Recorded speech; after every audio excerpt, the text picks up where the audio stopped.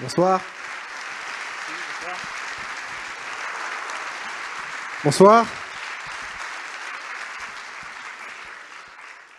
Bonsoir Corneille. Merci d'abord d'avoir accepté de venir témoigner aux Idées mènent le monde, de venir en fait spécialement de Montréal pour ce rendez-vous de Pau.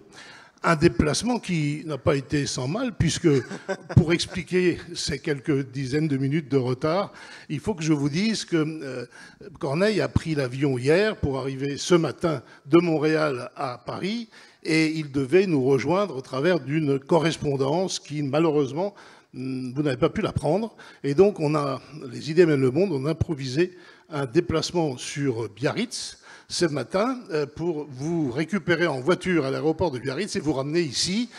Et j'ajoute que Corneille son bagage n'a pas suivi. Il est je ne sais où. Et donc il a fallu que Corneille puisse être habillé pour venir se présenter à vous. Voilà ce qui explique les quelques minutes de retard. Merci de votre patience. Merci pour cette belle présentation. On ne m'a jamais présenté comme ça. Eh bien, votre présence à Pau et cet après-midi est évidemment symbolique à plus d'un titre. En premier lieu, parce que vous illustrez, je dirais même douloureusement, sans doute encore plus dramatiquement, devrais-je dire, le thème des Idées mènent le monde cette année, reconstruire, se reconstruire. Une démarche qui, dans votre cas, je crois, s'apparente plus à une œuvre. Je dirais même une œuvre de vie. Une œuvre de vie parce que je crois qu'ici, même si tout le monde connaît votre histoire, permettez-moi un petit rappel pour vous dire que vous êtes un auteur, compositeur, évidemment interprète. Tout le monde vous connaît sous le nom de Corneille. Votre nom était Cornelius Nyirunga. Vous avez publié, il y a 4 ans, une autobiographie, Là où le soleil disparaît, c'est un titre déjà très très joli. Vous êtes, rappelons-le, l'unique rescapé du massacre de votre famille au Rwanda en 1994. Votre famille a été exécutée sous vos yeux et vous ne devez votre survie que parce que vous vous êtes caché derrière un canapé. À 17 ans, vous êtes orphelin, le sang plein les yeux, seul au monde. Et cette histoire, vous la racontez de façon extrêmement prenante dans cet ouvrage. Pendant 22 ans, Corneille, vous avez gardé pour vous, vous avez gardé le silence, vous avez gardé pour vous tout ce qui s'était passé, votre vécu personnel et les circonstances de la mort de votre famille. Seules, il me semble, 2 de vos chansons évoquent ce drame douloureux et ces 2 chansons sont généralement très très appréciées du public parce qu'on vient de loin et seul au monde. C'est ça, je ne me trompe pas.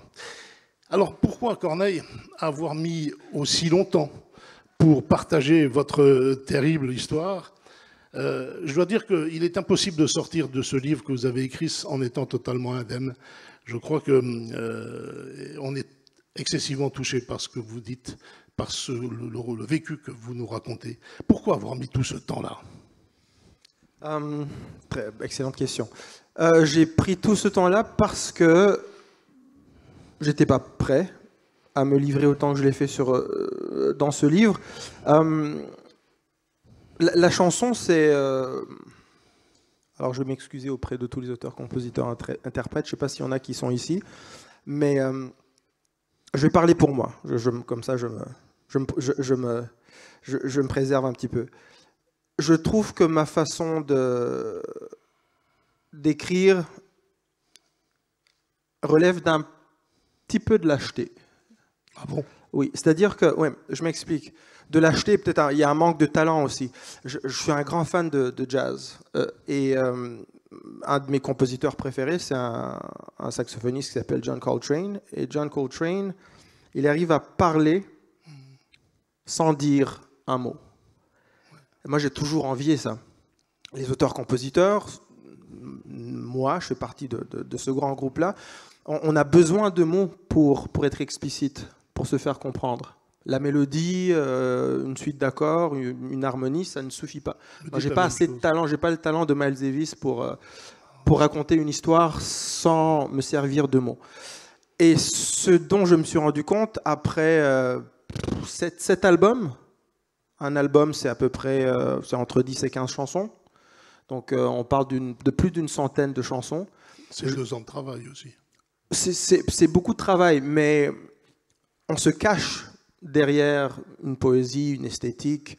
La musique, ça reste quelque chose d'assez abstrait. Je ne suis toujours pas capable d'expliquer comment les mélodies me viennent, comment je les construis, comment je les conçois. C'est quelque chose qui reste encore assez abstrait. Mais on peut se cacher derrière cette beauté-là pour ne dire que la moitié des choses. Et c'est un des plus beaux compliments qu'on puisse faire à un auteur-compositeur, d'ailleurs, c'est de dire « vous avez parlé de vous, mais vous avez parlé de moi aussi ». Et là, on s'applaudit parce qu'on se dit « j'ai réussi sans trop me révéler ». Les gens ont l'impression que dans mes chansons, je me suis beaucoup révélé, mais je me suis beaucoup protégé à chaque fois.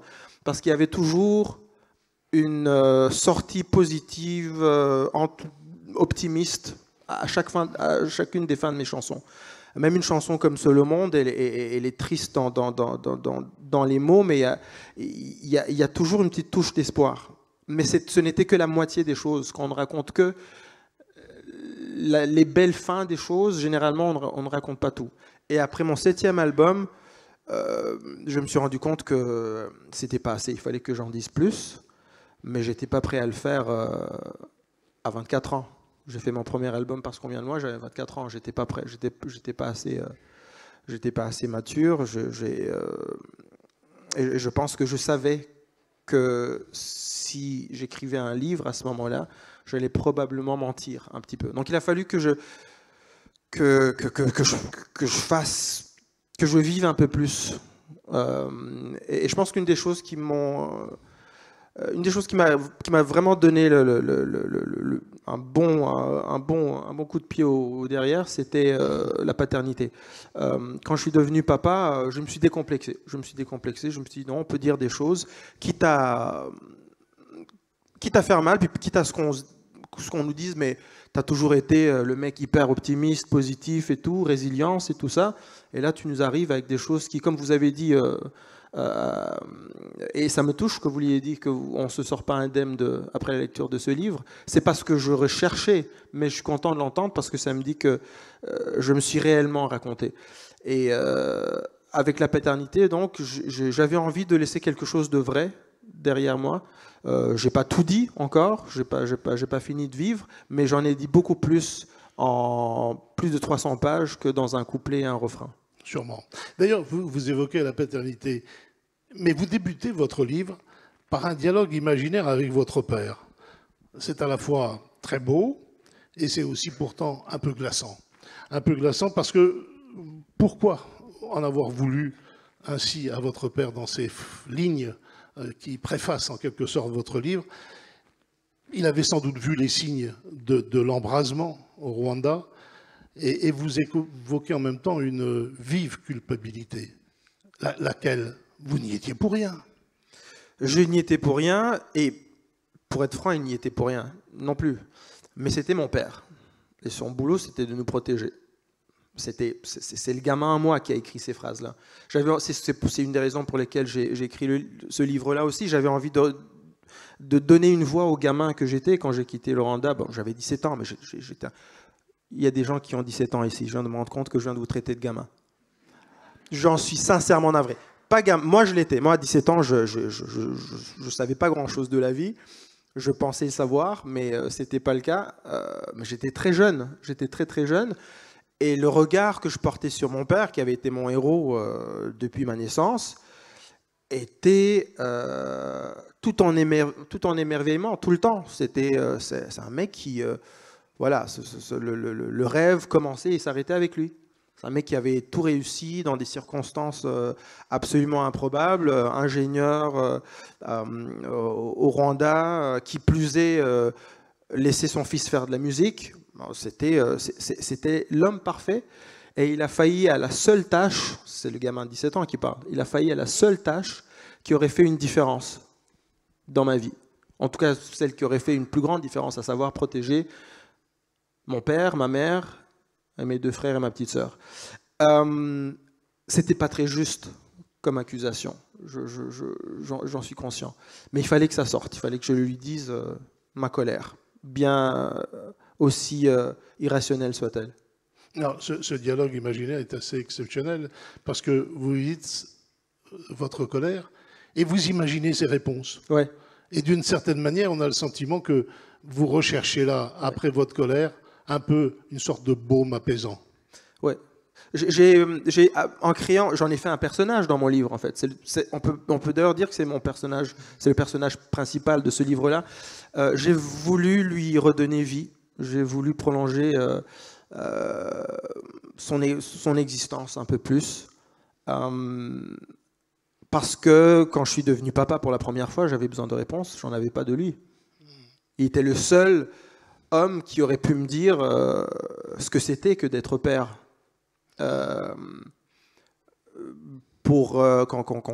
Quand j'ai eu ma fille, c'était la même chose. On a 2 enfants et à chaque fois, à chaque étape un peu complexe, inhérente au fait d'être père, je l'appelle et il n'est pas là. Et dans ce bouquin, je me suis dit, je vais le ramener à la vie. C'est une manière de construire le père que vous êtes devenu. Oui, tout à fait. Tout à fait. Tout à fait. Et de reconnaître aussi qu'il ne m'a jamais quitté. Donc c'est une forme d'excuse aussi, quelque part dans ce livre, même si je commence avec des accusations très, très dures. C'est une grande expression d'amour pour lui, ce bouquin. Vous témoignez dans ce livre que dans cet enfer, eh bien, des humains vous ont tendu la main. Ouais. C'est quoi ces mains successives? Vous racontez ça avec beaucoup, à la fois de force, de brutalité, mais aussi un peu de pudeur. Que retenez-vous de toutes ces mains-là qui vous sont tendues pour que vous sortiez vivant de cet enfer? C'est une grande question. Ce qui m'a le plus étonné de l'espèce humaine, pendant les 3 mois que j'ai passés au Rwanda, pendant le génocide des Tutsis, c'était sa bipolarité psychologique. C'est-à-dire qu'une personne peut être odieuse, complètement odieuse, d'une méchanceté sans nom, et être bonne en même temps. Et ça m'a... Parce qu'on vit tous un petit peu... on fait tous une expérience humaine un petit peu manichéenne. Ça c'est bien, ça c'est pas bien. Et la vie ne se vit pas comme ça, et l'être humain n'est pas comme ça. Et j'en ai fait l'expérience pendant les 3 mois qu'a duré le génocide au Rwanda, puisqu'il y a des gens dont je savais pertinemment qu'ils avaient fait des choses absolument innommables. J'en avais pas été témoin, mais je pouvais m'en douter. Des gens qui étaient dans la milice, ou des gens qui... Un mec, par exemple, qui, je m'en rappellerai toujours, parce qu'il y avait des barrières. Parce qu'on a marché de Kigali, moi j'ai marché de Kigali à Goma, à l'est du Congo, à pied, et à quelques dizaines de kilomètres, il y avait des barrières tenues par des milices Hutus, donc les bourreaux de l'époque et l'armée rwandaise de l'époque. Et je vais essayer de la faire courte. Hutu, Tutsi, je ne sais pas si vous vous en avez entendu parler. Bon, bref, génocide des Tutsis Oui, c'est une bonne idée de raconter. par les milices et l'armée Hutu. Le Rwanda a hérité d'une chose absolument ridicule, une conception de l'identité rwandaise qu'on a hérité des Belges. Je ne sais pas s'il y a des Belges ici. Je ne vous en veux pas, mais vos ancêtres ont déconné quand même. C'est-à-dire qu'ils sont arrivés, le Rwanda est une colonie rwandaise, ils sont arrivés au Rwanda et ils ont expliqué aux gens, le Rwanda était une monarchie Tutsi à l'époque, ils ont expliqué aux gens, à la population rwandaise, qu'on pouvait reconnaître l'ethnie d'une personne par sa physionomie. Et donc, le Tutsi se voulait grand, long, élancé, avec un nez allongé, pointu, alors que le Hutu était petit, trapu, avec un nez... On va raconter cette anecdote. Ouais, avec un nez plat, donc aplati. Manque de bol, moi, j'étais métisse. Mon père était Tutsi, ma mère était Hutu. Donc, le profilage était compliqué en ce qui me concernait. C'était très difficile de me regarder et de profiler comme ça, parce que les tueurs, il fallait qu'ils aillent vite. C'était une question, excusez-moi de parler. Ils ne regardaient pas la carte d'identité, là. Non, à un moment donné, il n'y avait plus de carte d'identité. Au début, ils demandaient des cartes d'identité. D'ailleurs, l'ethnie était clairement identifiée dans les cartes d'identité. Hutu, Tutsi, toi, donc c'était clairement identifié. Mais à un moment donné, ils te regardaient. Profilage physionomique. Bon, toi, t'es grand, t'as le nez un peu allongé. Bon, va de côté, puis soit tu te prends une balle ou pire. Et ça me fait sourire parce que c'est ça, c'est mon imagination d'artiste ou ma bêtise d'ado de 17 ans. Je m'étais imaginé, parce que moi j'avais un nez, mon nez il est, bon là je ne sais pas si vous pouvez voir mon profil, mais mon profil il donne l'impression que mon nez est quand même assez allongé. Je n'ai pas un nez très aplati. Et je me suis dit, mais j'ai des copains qui me l'ont dit, qui eux étaient bien trapus, bien Hutu, le nez bien large, qui m'ont dit, mec, tu passeras pas à la prochaine barrière, c'est impossible. Ils vont te profiler, puis tu passeras pas. Et dans mon grand génie, je me suis dit, peut-être que si je gonfle mes narines, ça va marcher. Et c'est un truc que je n'ai plus fait depuis longtemps, mais ça m'est resté au moins une bonne décennie après le génocide, où je gonflais mes narines parce que pour moi, ça envoyait le message à mon cerveau que je me protégeais. Et bref, longue histoire courte, il y a une barrière, un barrage que je ne pouvais pas passer. Il était impossible que je passe parce que personne n'y passait. Ils étaient d'une cruauté inimaginable. Féroce.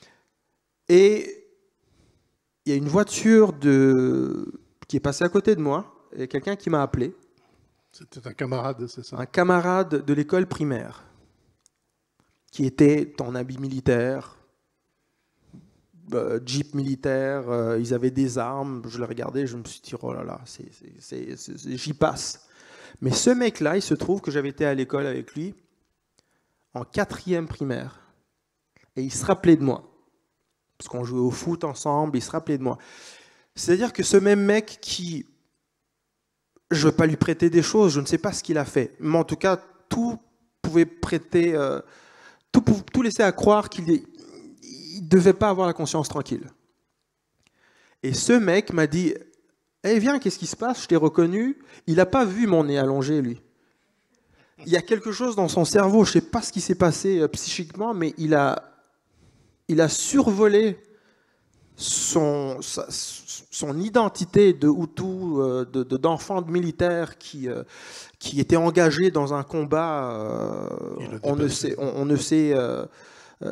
peut plus débile.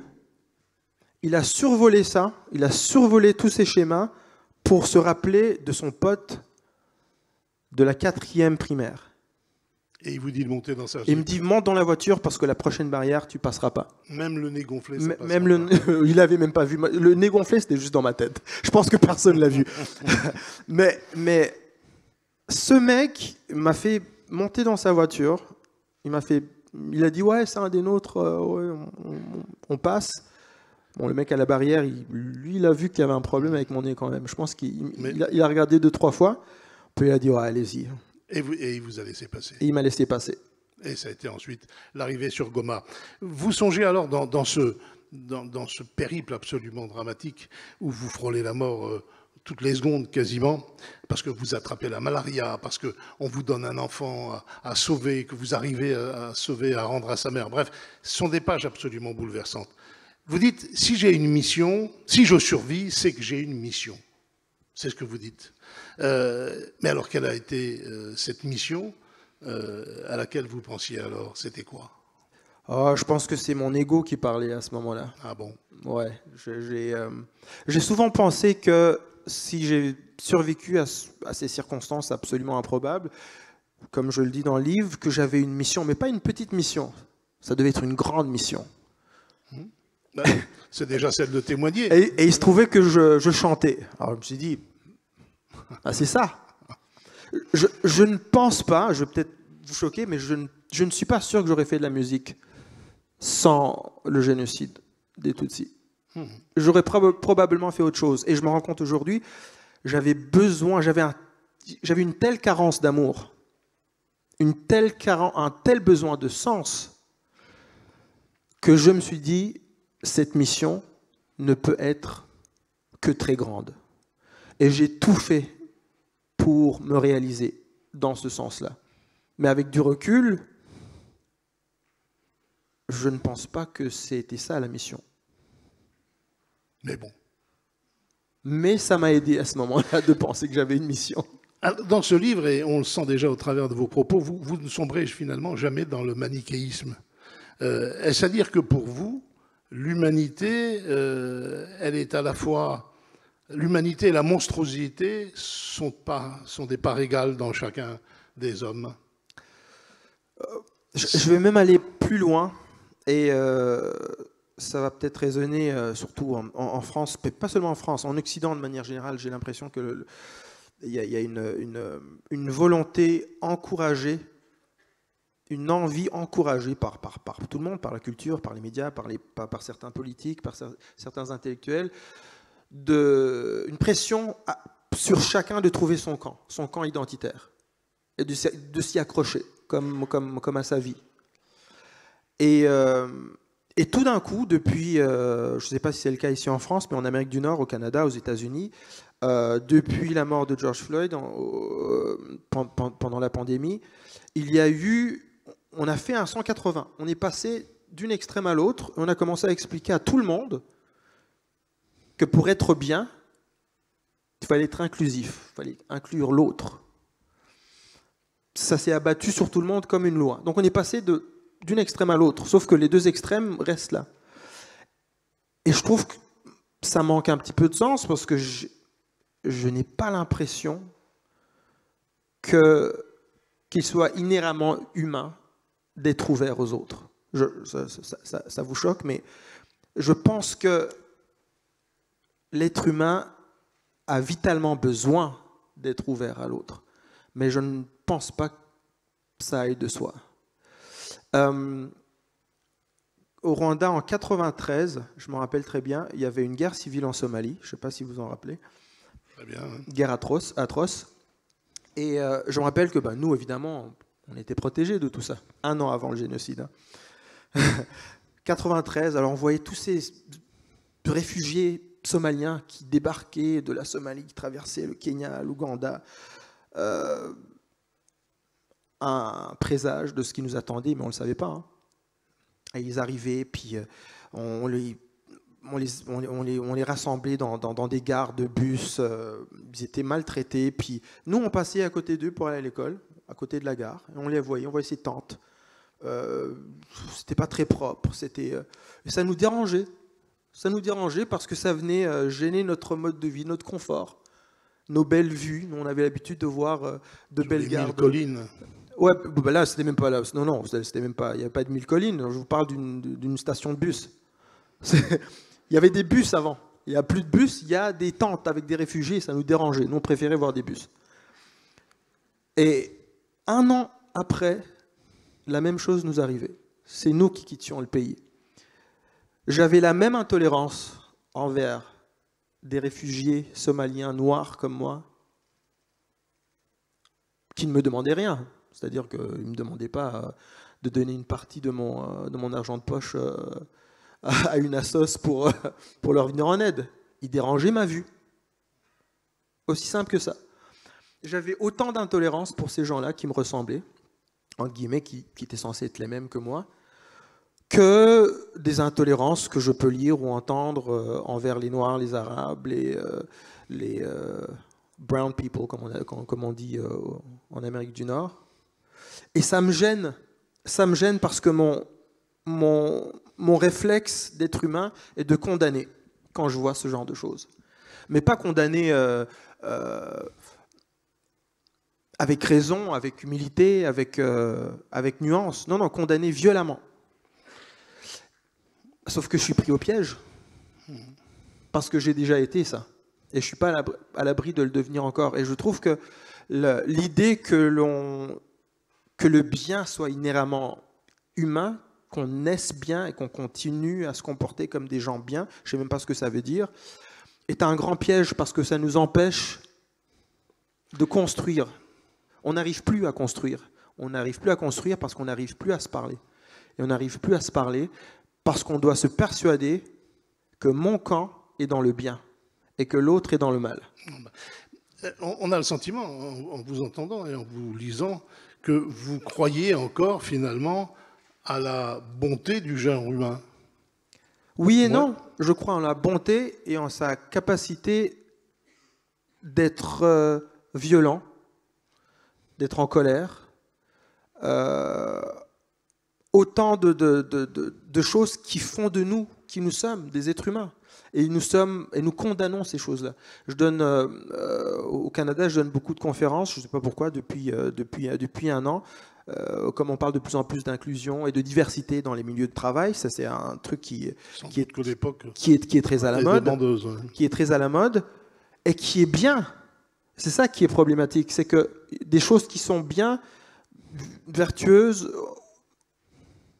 quand on les survend, deviennent problématiques. Donc on me demande souvent de parler d'inclusion et de diversité parce que j'ai des chefs d'entreprise qui me disent on ne sait pas comment faire. Nous sommes 10 blancs, hommes, il n'y a pas de femmes. 10 blancs, hommes, hétérosexuels, et nous ne savons pas comment attirer du talent qui ne nous ressemble pas. Et nous en avons besoin. On a une pénurie de main-d'œuvre et de talent en Amérique du Nord incroyable. Alors, il se tourne vers un chanteur pour avoir des solutions. Ça va mal à ce point.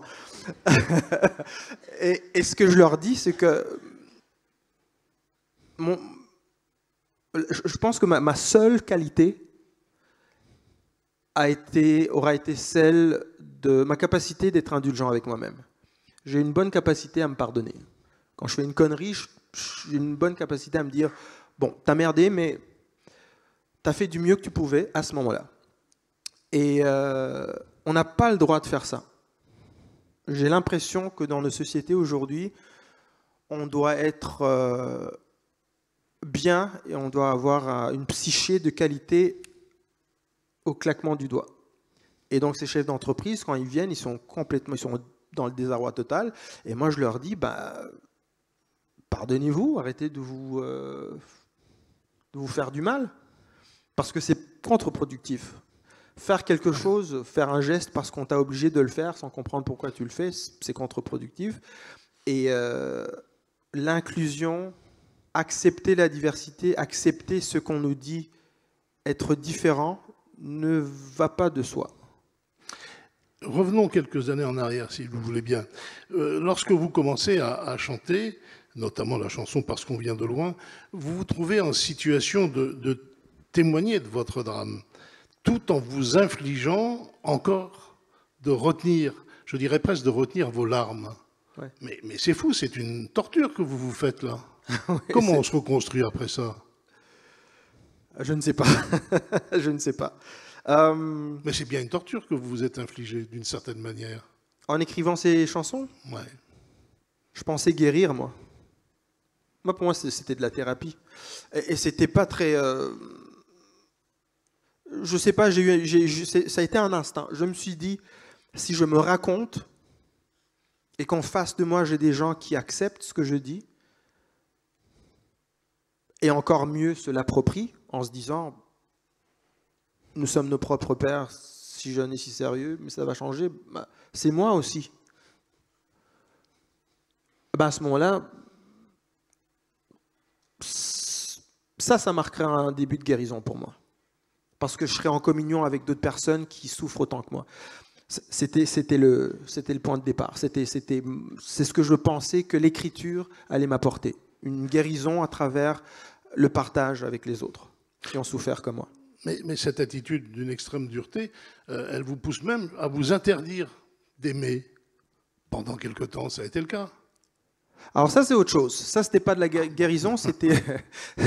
je pensais me protéger. C'est-à-dire que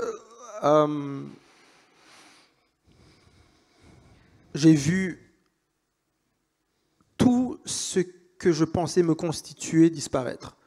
Mon père, ma mère, mes 2 frères, ma sœur, mon ancrage, c'était ça. Et ils sont partis en 5 minutes, même pas. Et je pense qu'à ce moment-là, à partir de ce moment-là, quelque chose qui s'est installé en moi, qui m'a dit, c'est bien beau de continuer, la résilience et tout ça, c'est bien. Tu peux continuer à marcher, tu peux continuer à vivre et être relativement fonctionnel en société, mais déconne pas, tu vas pas te mettre dans le même pétrin en t'attachant à des gens avec qui tu vas former une autre famille que tu pourrais perdre de nouveau. Ça n'a aucun sens. Et je me suis interdit d'aimer pour me protéger. Et je me suis toujours dit, j'ai souvent répété, c'est quelque chose que je disais souvent aux filles que je rencontrais, qui est un truc qui est, avec du recul, c'est très stupide, mais bon. Mais je commençais souvent mes relations en disant, je suis incapable de m'attacher. Si tu quittes, ne t'en veux pas parce que ça ne fera rien. Je sais, je ne suis plus le même, j'ai changé. Non, parce que finalement, c'est l'amour qui a triomphé. Ouais. L'amour a été plus fort. Oui, l'amour a été plus fort. Voilà. Et vous êtes aujourd'hui entouré d'une femme aimante et de 2 enfants. Vous vivez au Canada. Ouais. Ça a été une reconstruction suprême, non? Oui, mais c'est un risque que j'ai pris. C'est un grand risque que j'ai pris. Parce qu'il n'y a pas une semaine qui passe sans que je me dise « Oh merde, et si ça devait se reproduire ?» C'est un risque que j'ai pris. Et je dis souvent à ma femme, qui me dit « Mais t'as eu du mal à te jeter dans l'eau, à t'abandonner complètement. » Et puis je lui ai dit « Mais si tu savais, ça fait depuis 16 ans qu'on est ensemble maintenant, mais au début de notre relation, je disais, si tu savais l'effort que ça me prend, juste pour me dire à moi-même que j'aime quelqu'un. » C'était un grand risque que je prenais. Mais aujourd'hui, le risque est, il a un super bon rendement. Super bon rendement. Iriez-vous jusqu'à dire que finalement, votre bonheur d'aujourd'hui s'est construit sur, allez, je vais être pas poétique, mais sur les ruines de votre chagrin? Oui. Oui, c'est ce que je pense qu'il y a une phrase que j'écris dans le livre où je dis que je dois le meilleur de ma vie présente au pire de ma vie passée. Ouais. Je voulais revenir à la fin sur cette phrase parce que je pense qu'il y a autre chose à dire, mais c'est vraiment ce bonheur construit sur les ruines? Oui, absolument. Évidemment, quand une chose aussi dramatique nous arrive dans notre vie, quand un proche nous quitte, quand on apprend que sa mère a le cancer, ou vous savez, ce genre de nouvelles qui nous tombent dessus comme une massue, on ne se dit pas « Ah ouais, ça va bien se passer après ». On ne peut pas se dire ça. Mais mon expérience me prouve que c'est le cas. C'est-à-dire qu'on analyse le malheur, l'analyse qu'on se fait du malheur, ou la conception qu'on se fait du malheur au moment où il se passe, où on en fait l'expérience, n'est pas du tout ce que l'événement est. Et on n'est pas en mesure de le savoir, de savoir ce qu'il veut dire cet événement, ce qu'il vaut réellement, puisqu'on n'est pas encore le lendemain ou un an plus tard. Mais à chaque fois que je regarde ma femme, que je regarde mes 2 enfants, et que je me rends compte que j'ai guéri, que je me suis donné, que j'ai pris ce risque, que ce risque a plus que valu la peine, et que je me rends compte du petit bonheur que j'ai, et que fais marche arrière et que je me dis, et si j'enlevais cet événement de ma ligne de vie, bah, ce présent, il n'existe plus, je ne l'ai plus. Et j'aime ce que j'ai tel que c'est. C'est pas une autre femme, c'est pas un autre fils ou une autre fille, c'est tel qu'ils sont. Et ils sont... Leur présence, leur existence est indissociable de mon passé, aussi dramatique, aussi tragique qu'il ait pu être. J'ai lu dans différents articles qui vous ont été consacrés que vous n'en vouliez pas à Dieu et que vous continuez à prier. Comment une foi peut-elle survivre, votre foi a-t-elle pu survivre à ces dramatiques événements? Bah, je suis là. Faut vous imaginer quand même, à 17 ans, j'ai quitté ma maison, je venais de tout perdre. J'ai passé 3 mois dans des conditions épouvantables. Je suis arrivé en Allemagne, j'étais accueilli par une famille aimante, des amis de ma famille, la famille de Loun, qui sont encore de vrais parents pour moi, qui m'ont accueilli, qui m'ont traité comme le leur. Je suis allé au Canada, je me suis dit, bon, il y a des millions de gens qui essaient de réussir en musique, ils n'y arrivent pas, mais moi j'y arriverai. Ça a marché. Des années plus tard, j'ai rencontré une fille qui est devenue ma meilleure amie, et en plus qui était canon. On a eu 2 enfants, ils sont en bonne santé, ils sont beaux. Je ne peux que dire merci. Oui. Et il ne peut y avoir que... Alors, il y en a qui l'appellent Dieu, il y en a qui l'appellent autre chose, mais il y a quelque chose. Et cette chose, il faut que je lui dise merci une fois de temps en temps. Ce serait ingrat de ma part que de ne pas le faire. Ouais. La vie ne vous a pas laissé, finalement, le droit de pleurer sur votre sort. C'est ce que vous nous dites. Non. Non. Je dis toujours que Dieu et moi sommes quittes. On est quittes. Je lui en ai voulu pendant longtemps. Mais aujourd'hui, on est quitte. Bah, il m'a bien remboursé, avec intérêt. Vous n'êtes jamais retourné au Rwanda? Non. Vous êtes retourné une fois en Afrique, chanter à Dakar? Oui, je fais chanter à Dakar, à Abidjan, chanter au Maghreb. Mais vous n'êtes jamais retourné au Rwanda? Non. Est-ce que vous y retournerez? Il le faut. Je me pose même pas la question, je sais simplement qu'il le faut. Je pense que la partie de moi qui n'est pas encore complètement construite a beaucoup à voir avec ce fait-là, de ne pas être retourné sur la tombe de mes gens. Il faut donner du temps au temps pour y aller. Il faut donner du temps au temps. Il ne faut pas forcer les choses. Dans notre conversation et dans la lecture de votre livre, le mot pardon ne vous paraît-il pas insupportable? C'est un mot que vous pourriez utiliser? C'est un mot que j'utilise souvent. C'est un mot que j'ai utilisé une fois dans une chanson. Et la chanson s'intitule « Je me pardonne ». Parce que quand on dit pardonner à quelqu'un, j'ai l'impression que quand on dit « je te pardonne », j'ai l'impression qu'il y a une exigence attachée à ce pardon-là, une condition. Implicite, mais elle est là. Je te pardonne, tu m'as fait du mal, je te pardonne, mais je veux que tu te rappelles jusqu'à la fin de tes jours que je suis celui ou celle qui t'a pardonné. Donc tu me dois quelque part.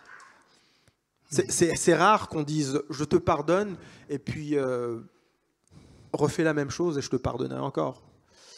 Non. Ou reste le même, ou non, c'est une transaction inavouée un petit peu. Mais se pardonner soi-même, ça on peut le faire, je pense. Et ce qui est intéressant, ce que je trouve intéressant, c'est que le pardon de l'autre ne passe que par le pardon de soi-même. C'est un travail quotidien pour moi. Moi, à chaque fois que je vois un truc à la télé qui m'énerve, une personne qui se comporte de façon répréhensible, je me force à aller à l'intérieur de moi-même pour me demander si, dans des circonstances différentes de celles que je vis en ce moment, je n'aurais pas agi de la même sorte. Et quand je pousse la réflexion loin, très souvent, la réponse est oui. j'ai eu d'autres circonstances de vie, j'ai eu un autre type de parents, j'ai eu un autre parcours qui explique pourquoi je suis capable de faire certaines choses et incapable de faire d'autres choses. Mais juger l'autre par le simple fait qu'ils ont l'air d'agir contrairement à ce que j'appelle mes valeurs au moment où je parle, je pense que c'est une faute morale. C'est pas très juste. Et donc, je passe beaucoup de temps à me pardonner. Avez-vous imaginé le moment où vous reviendrez sur la terre rwandaise? Est-ce que pour y arriver à ce moment-là, il faut que vous construisiez pas à pas ce retour, ou c'est quelque chose qui est pour vous aujourd'hui absolument pas d'actualité? Il m'arrive d'y penser, pas souvent. Parce que j'ai peur qu'à trop y penser, je voudrais forcer les choses. Je pense que c'est un retour qui se fera tout seul. Ce retour va m'appeler. Un jour, je vais me réveiller, puis je vais me dire, c'est le moment. Je vais y aller. Ce jour n'est pas arrivé encore. Très bien. Vous l'évoquiez tout à l'heure, et vous avez osé écrire, je vous cite, « Je dois le meilleur de ma vie au pire de mon existence ». Vous y allez fort quand même, non? Évidemment que j'ai le luxe de le dire aujourd'hui. Et c'est pas un hasard que je l'ai écrit après avoir été père de deux beaux enfants, après l'amour, après toutes les belles choses que la vie m'a envoyées. Donc, il serait malvenu de ma part de commencer à prêcher ce que vous venez de dire. Je l'ai écrit parce que ça convient à mon expérience de vie. Mais je suis très empathique d'expériences de gens qui me disent « Ouais, mais moi, je viens de tout perdre. J'ai perdu mon boulot. Je dois nourrir une famille. Le meilleur avenir, je ne le vois pas. » Je le comprends. Tout ce que je peux te dire, c'est j'ai déjà été là. Et par expérience, par mon humble expérience, il y a des chances que ça se passe mieux et que tu regardes dans le rétroviseur et que tu te dises « Ok, je comprends pourquoi ça s'est passé comme ça. » Il y avait un sens, il y avait un but au-delà du moi intellectuel et de ce que je suis capable de comprendre de la vie. Il s'est passé quelque chose qui explique pourquoi il a fallu que je passe par cette galère. Et ça explique pourquoi je suis ici. Pour terminer, puisqu'il nous reste quelques minutes, Corneille, c'est quoi pour vous être bien aujourd'hui en 2021? En quelques mots. Parce que votre message d'aujourd'hui, c'est un formidable message d'espoir. Alors il faudrait le conclure parce que vous appréciez aujourd'hui et comment vous êtes bien aujourd'hui. Être bien en 2021, surtout après tout ce qui vient de se passer. Au Québec, on a une expression pas très française, mais je vous la dis quand même, je vous la traduirai. Au Québec, on dit souvent donne-toi un break. Et donne-toi un break, c'est une façon de dire. Ou alors on dit donne-toi une chance. C'est une façon de dire sois indulgent avec toi-même. Pardonne-toi. Sois tendre avec toi-même. Généralement, il y a de belles choses qui peuvent suivre. Merci Corneille pour ce fabuleux message d'espoir et cette leçon de reconstruction.